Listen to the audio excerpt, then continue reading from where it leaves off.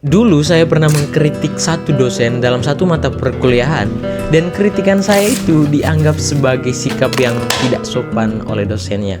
Hasil akhir dari kritikan saya itu adalah nilai saya turun drastis saat saya ujian.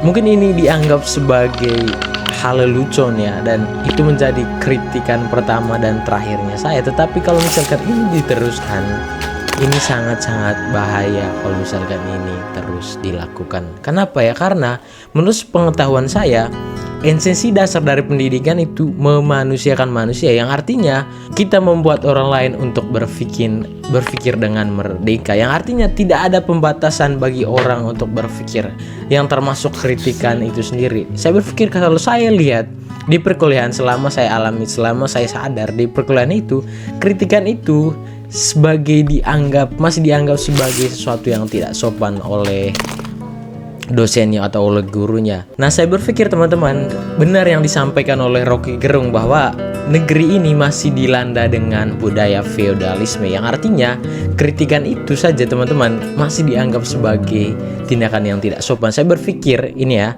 mungkin di dalam idenya kita boleh mengkritik guru, tetapi dalam implementasinya hal ini sangat maksudnya siswa jarang untuk melakukan kritikan. Itu bukan karena tidak mampu berpikir atau tidak mampu menyampaikan kritikan, tetapi karena sudah menjadi kebiasaan kita bahwa kalau misalkan kita mengkritik dosen atau apapun itu dianggap sebagai sikap yang tidak sopan. Tapi kalau misalkan kita lihat kembali, kalau misalkan kita ulik kembali, pendidikan itu tujuannya kan, esensi dasar kan dari pendidikan itu kan memanusiakan manusia, yang artinya kita boleh mengkritik, kita boleh berpikir, kita boleh adu argumentasi sama dosennya.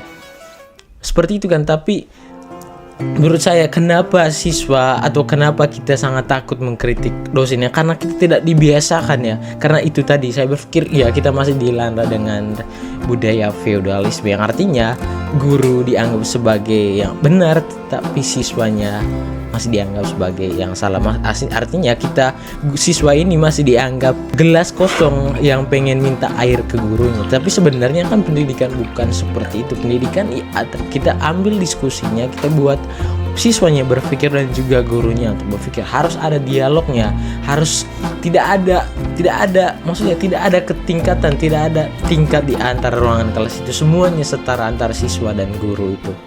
Saya berpikir teman-teman, itu analisa saya kenapa kita takut untuk mengkritik guru atau dosen di ruangan kelas atau di ruangan sekolah. Oke teman-teman, saya berpikir itu aja. Semoga bermanfaat. Saya Cerdasan, terima kasih untuk waktunya teman.